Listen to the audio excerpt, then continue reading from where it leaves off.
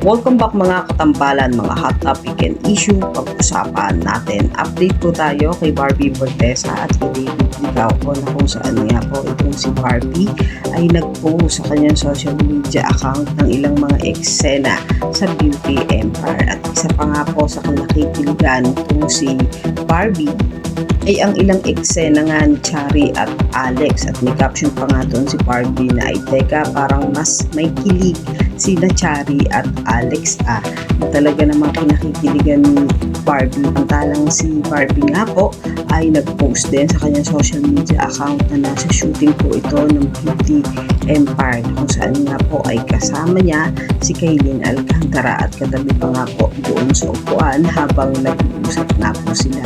Samantalang ang pelikula nga po nitong si Barbie na P77 na isang horror movie ay ipapalabas na nga po sa July 30 exclusively in cinema. Samantalang si David Ligauco naman po ay nag-post din sa kanyang social media account na ito po ay nag-jogging kahapon. At isa pa sa post nitong si David ay ang naglalakad nga ito sa napakagandang beach resort na kung saan ay pinakita din yung magagandang place. At si David nga po ay nasa Tacloban naman para sa Sangyaw Music Festival 2025. Ito po ay sa Saturday sa June 28. At si David Ligauco nga po ay makakasama doon ang The South Band, Sponge Cola, Mateo De Guccelli at si Miss Sara Geronimo. Yan po ay sa Tacloban sa June 28, 7 p.m. Yan po yung mga update natin ngayon kay David at kay Barbie.